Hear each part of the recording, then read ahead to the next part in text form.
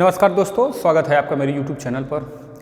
और आज की इस वीडियो में हम जो पिछले क्लास में हमने पंडित दीनदयाल उपाध्याय माइनर पेपर के अंतर्गत 51 क्वेश्चंस की एक श्रृंखला को बताया था, अब उससे आगे के प्रश्नों को हम देखेंगे।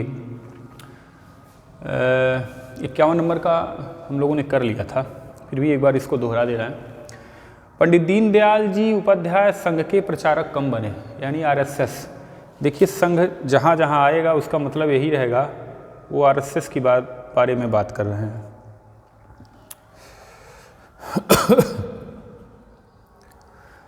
संघ यानी RSS, पूरा नाम राष्ट्रीय स्वयंसेवक संघ। 1925 में इसकी स्थापना हुई थी, विजयदशमी के दिन। कई बार इसकी स्थापना के भी बारे में पूछ सकता है। यहाँ लिख दे रहे हैं 1925 विजयादशमी।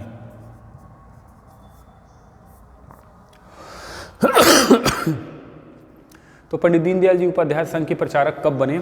देखिए, पंडित दीनदयाल जी उपाध्याय संघ के प्रचारक बने जुलाई 1942, जुलाई सन 1942 में उसके प्रचारक बने। अगला प्रश्न है, पंडित दीनदयाल जी उपाध्याय ने संघ के प्रचारक के रूप में अपना कार्य कहाँ से प्रारंभ किया? तो पंडित जी ने संघ के प्रचारक के रूप में अपना कार्य लखीमपुर खीरी जिले से किया है। अब तक जितनी बार पंडित दीनदयाल उपाध्याय से संबंधित जो माइनर पेपर हुआ है उसमें ये प्रश्न बार बार पूछा है, संभवतः इस बार भी पूछ दे। अतः ये आप इस जिले का नाम इस मतलब मेरा लखीमपुर खीरी जो है भारत के किस राज्य में है? यूपी में है।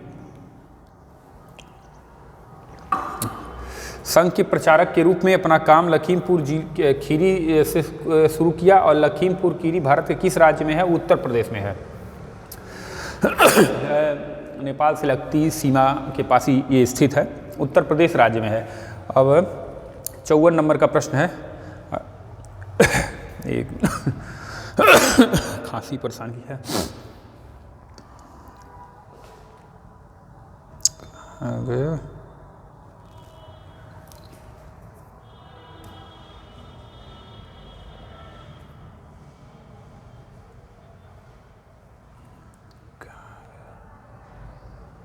हो गया ना? कहाँ गया? अच्छा, कन्फर्म हो, शुरू हो रहा है। हाँ, लखीमपुर खीरी से किया। 53 नंबर का क्वेश्चन, लखीमपुर खीरी भारत के किस राज्य में है? उत्तर प्रदेश में है। कहाँ थे? यहाँ थे।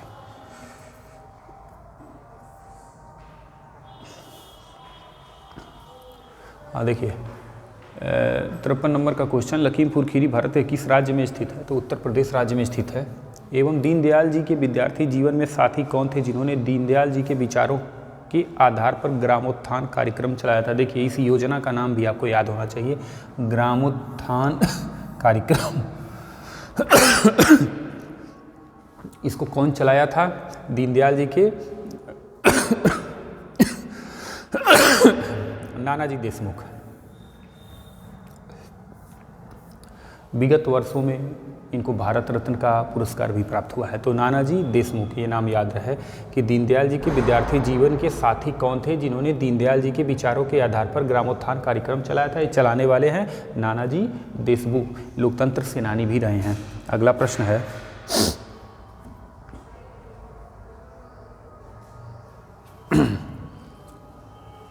अगला प्रश्न है 55 नंबर का, नानाजी देशमुख ने दीनदयाल जी की सहज ईमानदारी की घटना क्या बताई? ये देखिए, थोड़ा सा बड़ा है, वैसे तो मैं आपको बता दे रहा हूँ, दीनदयाल जी का समग्र जीवन से ही कुछ न कुछ सीखा जा सकता है।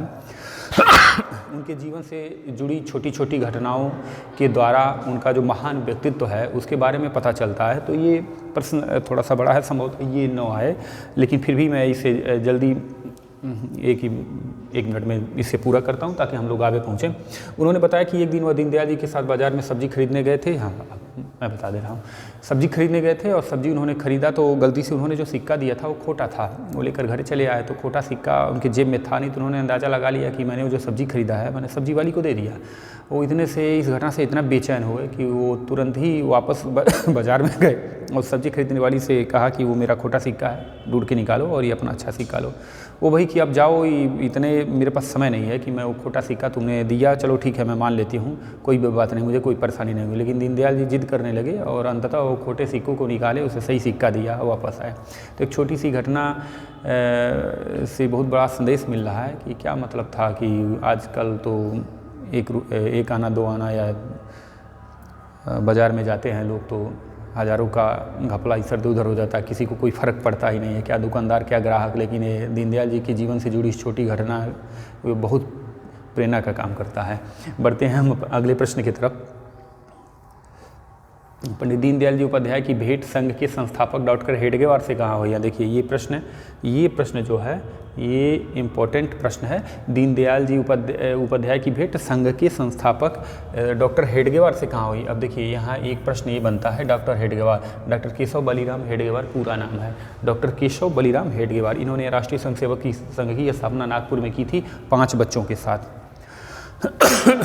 तो संघ की संस्थापक डॉक्टर हेडगेवार से कहाँ हुई? पंडित दीनदयाल जी उपाध्याय डॉक्टर हेडगेवार के प्रथम भेंट उनके कॉलेज छात्रावास से आधी मील दूर नवाबगंज बस्ती के शाखा के स्थान पे हुआ था। पिछले 2 बार से मैं देख रहा हूँ इसका पेपर, मुझे नहीं लगता है कि ये प्रश्न आया है, लेकिन आ सकता है, बहुत संभावना है। राष्ट्रीय स्वयंसेवक संघ के संस्थापक डॉक्टर हेडगेवार। दूसरी बात, पंडित जी से उनकी भेंट कहाँ होती है? तो कॉलेज छात्रावास के आधी मील दूर नवाबगंज बस्ती की शाखा में भेंट होती है। दोनों प्रश्न आपको याद होना चाहिए। अगला प्रश्न है, पंडित दीनदयाल जी उपाध्याय ने अपनी शाखा पर किस स्वतंत्र वीर का बौद्धिक करवाया था?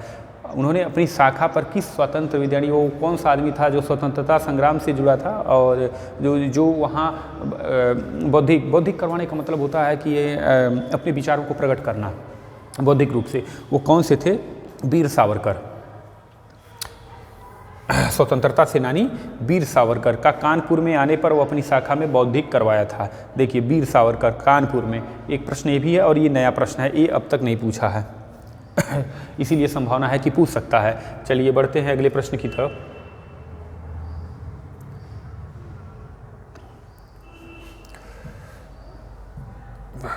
कहाँ गया?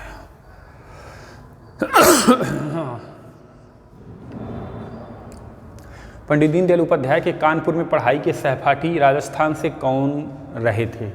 राजस्थान चूँकि जन्मस्थली और पंडित दीनदयाल उपाध्याय की लंबे समय तक पूरा बाल्यकाल वहाँ बीता है, तो बहुत सारे प्रश्न राजस्थान से पूछ सकते हैं। पंडित दीनदयाल उपाध्याय के कानपुर में पढ़ाई के सहपाठी कौन थे? वो पढ़ाई के सहपाठी थे पंडित दीनदयाल उपाध्याय के कानपुर संस्थापक राजस्थान के सहपाठी संघ के प्रचारक रहे, फिर भारतीय जनसंघ व भारतीय जनता पार्टी के अग्रणी नेता सुंदर सिंह भंडारी है।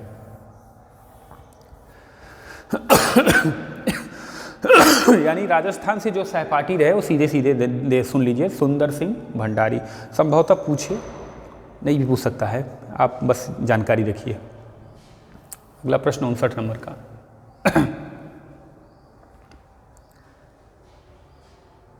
ओ एक सेकेंड, कहाँ चला गया?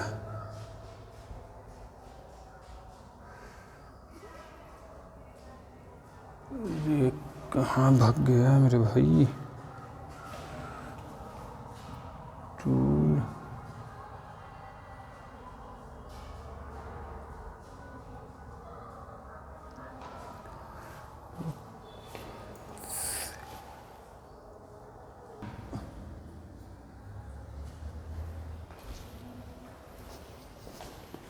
एक बार फिर कुछ टेक्निकल इशू आ गया था, अभी ये हाल फिलहाल लगा है तो इतने ज़्यादा पारंगत नहीं है इसे चलाने में।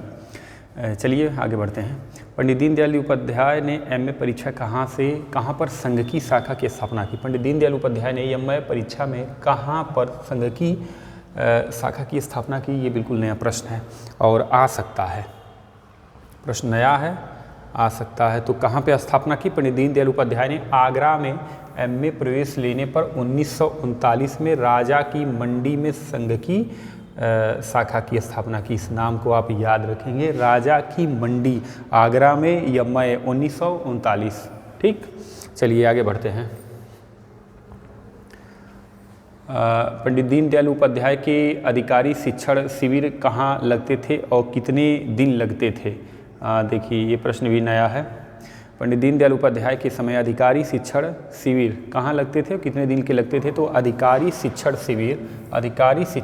दिवस नागपुर में 40 दिवसीय शिविर लगते थे। ठीक, जल्दी जल्दी आगे बढ़ रहे हैं। पंडित दीनदयाल जी उपाध्याय संघ प्रचारक के कार्य के साथ और क्या काम करते थे? तो पंडित जी संघ प्रचारक के साथ निःशुल्क अध्यापन कार्य भी करते थे, गरीब के बच्चों को पढ़ाते थे। अच्छा, आगे बढ़ते हैं। पंडित दीनदयाल उपाध्याय के पत्रों से प्रेरणा ले पाकर किन लोगों ने अपना संपूर्ण जीवन संघ के माध्यम से हिंदू समाज के संगठन को समर्पित कर दिया था?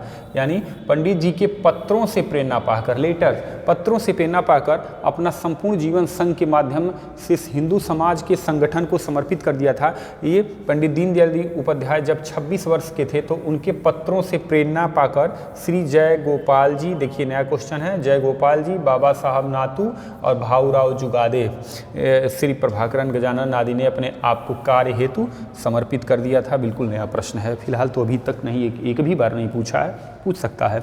चलिए अगला प्रश्न यही देख लेते हैं। डॉक्टर हेडगेवार के देहावसान पर पंडित दीनदयाल उपाध्याय कितने वर्ष के थे? यानी डॉक्टर केशव बलीराम हेडगेवार राष्ट्रीय स्वयंसेवक संघ संस्थापक जो थे, जब उनकी मृत्यु हुई तो पंडित जी कितने वर्ष के थे? तो देखिए 33 वर्ष के।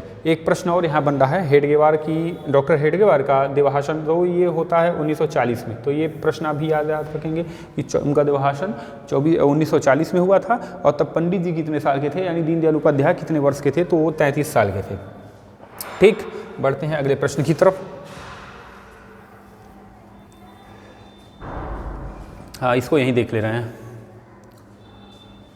1942 से 1945 तक पंडित जी संघ के कौन कौन से दायित्वों का निर्वहन किया? 1942 से 45 तक दीनदयाल जी ने संघ के दायित्वों का निर्वहन किया, यानी संघ के राष्ट्रीय स्वयंसेवक संघ में उनकी भूमिका क्या थी? इस प्रश्न को पूछने का तात्पर्य यही है। यहाँ देख ले रहे हैं, पंडित दीनदयाल उपाध्याय 1942 से 45 के बीच लखीमपुर जिला प्रचारक, बाद में लखीमपुर विभाग प्रचारक। देखिए 2 पद, एक है लखीमपुर जिला प्रचारक, दूसरा है लखीमपुर विभाग प्रचारक। जिला एक ही है, दायित्व 2 हैं। पहले दायित्व मिला जिला प्रचारक का, उसके बाद दायित्व मिला विभाग प्रचारक का। ठीक, अगला प्रश्न देखते हैं। 1945 में पंडित दीनदयाल उपाध्याय को संघ के किस दायित्व की जिम्मेदारी दी गई? 1945 ये 1942 से 45 के बीच में था, और 1945 के बाद जो है उनको कौन से दायित्व दिया गया था? तो देखिए 1945 में पंडित दीनदयाल जी को उत्तर प्रदेश के सह प्रांत प्रचारक का दायित्व सौंपा गया। 42 से 45 तक वो जिला प्रचारक और विभाग प्रचारक रहे, और 45 के बाद वो उत्तर प्रदेश के सह प्रांत के प्रचारक का दायित्व सौंपा गया। 3 प्रश्न हो गया। चलिए बढ़ते हैं अगले प्रश्न की तरफ।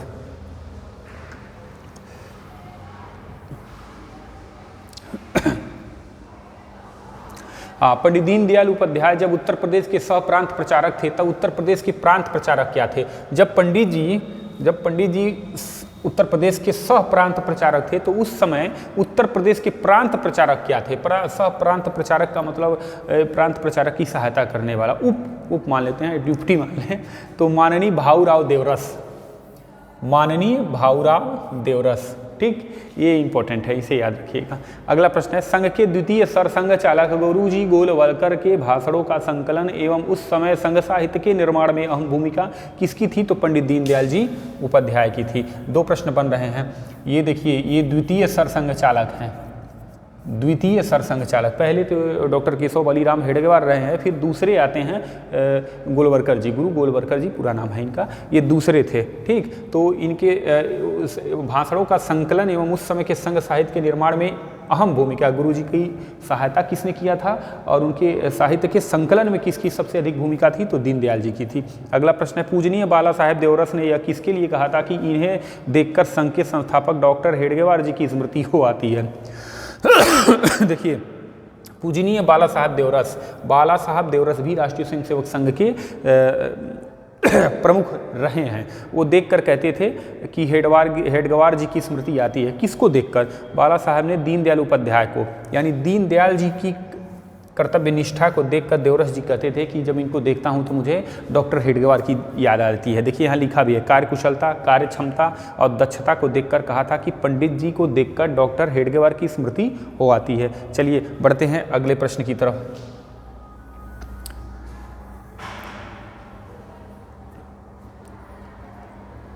69 नंबर, राष्ट्रीय स्वयंसेवक संघ में पंडित दीनदयाल जी का अंतिम बौद्धिक वर्ग कब और कहाँ हुआ था? ये इंपॉर्टेंट है और ये अधिक संभावना है, पूछ सकता है। कितना परसेंट पूछ सकता है? 75% संभावना है कि पूछे। अंतिम बौद्धिक वर्ग कब और कहाँ हुआ था? पंडित दीनदयाल जी उपाध्याय का संघ में अंतिम बौद्धिक वर्ग 4 फरवरी 1968 को उत्तर प्रदेश में बरेली में हुआ था। देखिए अंतिम बौद्धिक वर्ग इसी साल इनकी मृत्यु भी हो जाती है। तो अंतिम बौद्धिक वर्ग 4 फरवरी 1968 उत्तर प्रदेश का कौन सा जिला था? बरेली। अगला प्रश्न देखते हैं, पंडित दीनदयाल जी उपाध्याय को ब्रह्मचर्य व्रत की प्रेरणा किस महापुरुष से मिली? जान लीजिए, पंडित जी आजीवन अविवाहित रहे, आजीवन इन्होंने अविवाहित रहकर जीवन व्यतीत किया, विवाह नहीं किया था, तो परिवार का कोई मतलब संभावना ही नहीं है। तो ब्रह्मचर्य व्रत की प्रेरणा किस महापुरुष से मिली? इसका उत्तर नीचे है, मैं इसको ऊपर कर रहा हूँ।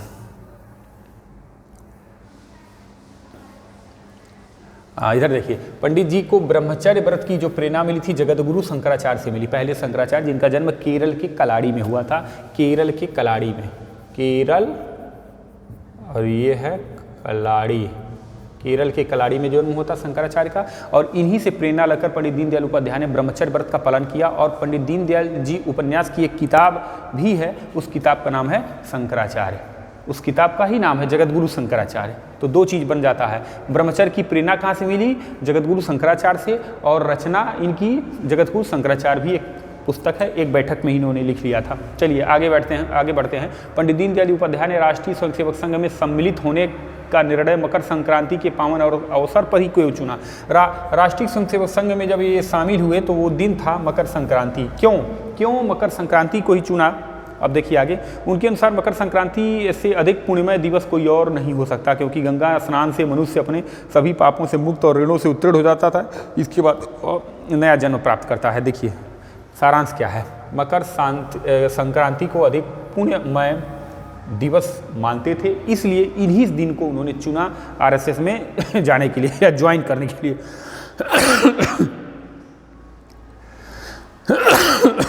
अगला प्रश्न देखिए, राष्ट्रीय स्वयंसेवक संघ के प्रथम प्रचारक के रूप में किसे जाना जाता है? प्रथम प्रचारक, आरएसएस का पहला प्रचारक,